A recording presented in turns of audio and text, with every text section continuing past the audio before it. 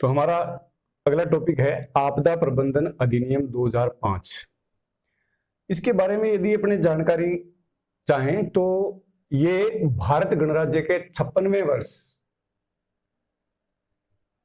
23 दिसंबर 2005 में संसद द्वारा आपदाओं के प्रभावी प्रबंधन और उससे संबंधित या उसके अनुषंगिक विषयों का उपबंध करने के लिए यह अधिनियम निम्नलिखित रूप में अधिनियमित किया गया। अब इसके जो जो जो इसका संपूर्ण स्वरूप है, ये लंबा चौड़ा मैटर है। 11 इसके अध्याय हैं। यहाँ हमारे पास जितना समय होता है उसके अकॉर्डिंग मैं आपको बताना चाहूंगा कि इसमें 1 से लेकर के 11 अध्याय हैं जो हम इंटरनेट पे पढ़ सकते हैं या इससे संबंधित रिलेटेड जो बुक्स हैं उनमें पढ़ सकते हैं। उसकी पूरी डिटेल उनमें दी हुई है, लेकिन यहां मैं शॉर्ट रूप में आपको बताना चाहूंगा कि हर अध्याय में क्या चीज दी गई है। ये चीज मैं यहां आपको क्लियर कर देता हूं कि जो इसका पहला अध्याय है आपदा प्रबंधन अधिनियम 2005 का जो अध्याय नंबर 1 है पहला, उसमें 3 चीजें मुख्य रूप से हैं। संक्षिप्त नाम और विस्तार। नाम आपके सामने आ गया, आपदा प्रबंधन अधिनियम 2005। विस्तार इसका संपूर्ण भारतवर्ष है। दूसरी जो चीज इसमें इंपॉर्टेंट है वो है प्रारंभ। अब इसका प्रारंभ कहां से माना जाए?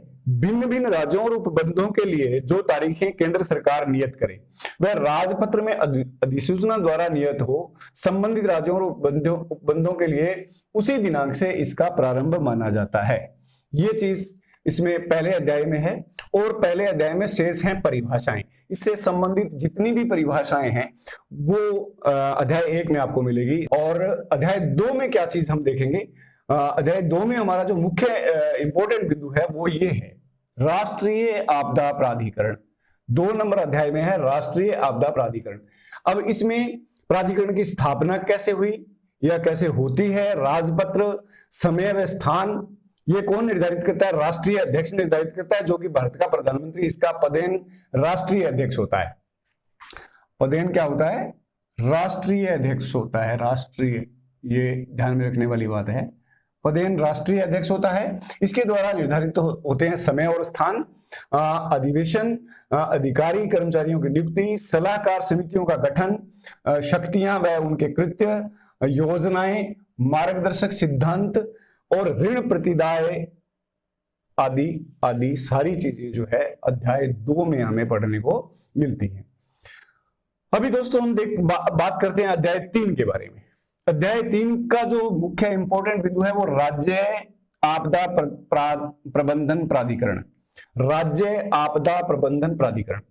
तो इसके अंदर क्या है कि उपयुक्त सारे के सारे जो कार्य है जो राष्ट्रीय स्तर पर हुए हैं उन्हीं को राज्य स्तर पर किया जाना कैसे करते हैं, या राज्य स्तर पर ये वाले जो सारे जो बिंदु हैं, ये वाले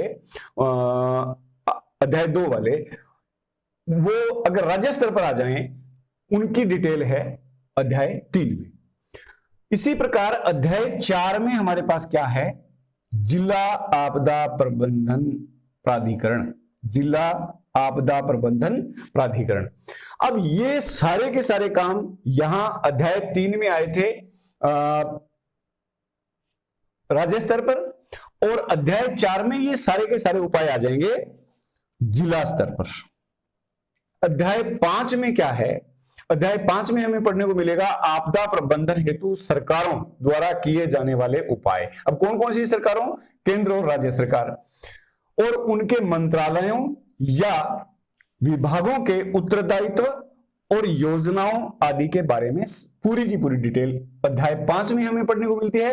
और अध्याय 6 में हमें पढ़ने को मिलता है कि स्थानीय प्राधिकारियों के कृत्य क्या हैं, क्या क्या ऐसे कार्य हैं जो आपदा के समय या आपदा प्रबंधन के लिए स्थानीय जो प्राधिकारी होते हैं वो क्या क्या कार्य करेंगे और किस प्रकार किस स्थान पर किस तरह के कार्य किए जाने नियत होंगे। ये सारी चीजें पढ़ने को मिलती है हमें अध्याय 6 में। तो अब हम अध्याय 7 की अगर बात करें तो अभी चलते हैं अध्याय 7 पर। चलिए अध्याय 7 की अगर अपने बात करें तो अध्याय 7 में हमें क्या मिलता है? राष्ट्रीय आपदा प्रबंधन संस्थान वह उसके अधिकारी व कर्मचारियों का पूरा ब्यौरा अध्याय 7 में मिलता है कि उसके संस्थान कौन से हैं, कहाँ कहाँ हैं, और उसके अधिकारी और कर्मचारी कौन कौन होते हैं, ये सारी की सारी डिटेल अपने को अध्याय 7 में मिलती है। अध्याय 8 में हमें क्या मिलेगा? अध्याय 8 में हमें मिलेगा राष्ट्रीय आपदा मोचन बल। अब राष्ट्रीय आपदा मोचन बल नियंत्रण और निर्देशन आदि सारी की सारी जानकारी जो है वो अपने को अध्याय 8 में मिलती है। और अध्याय 9 में हमें क्या मिलता है? अध्याय 9 में मूल रूप से हमें वित्त, लेखा और संपरीक्षा आदि की डिटेल मिलती है। उसमें क्या है? राष्ट्रीय आपदा मोचन निधि, राष्ट्रीय आपदा शमन निधि, राज्य सरकारों द्वारा निधियों की स्थापना और मंत्रालयों विभागों द्वारा निधियों का आवंटन, आपात उपापन यानी उपाय हेतु संसाधन कौन कौन से हैं हमारे पास, और उसका लेखा जोखा, ये सारी की सारी डिटेल जो है वो मिलती है हमें अध्याय 9 में। अब दोस्तों अध्याय 10 की यदि बात करें तो अध्याय 10 बहुत इंपॉर्टेंट है। राष्ट्रीय आपदा के समय अपराध और उनकी शास्तियां क्या हैं? ध्यान देने योग्य बात है, अपराध और शास्तियां।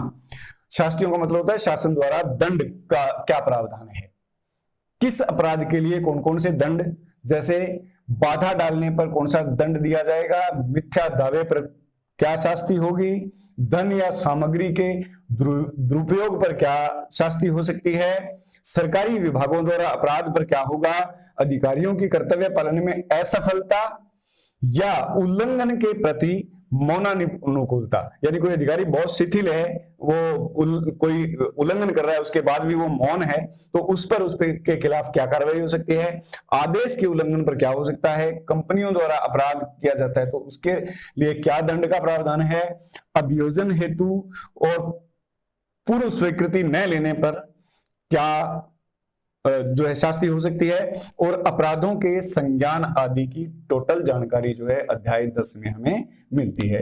अब अंतिम और 11वां जो अध्याय हमारा है, अंतिम और 11वां, इस अध्याय में हमें क्या मिलता है? इसमें मिलता है प्रकीर्ण।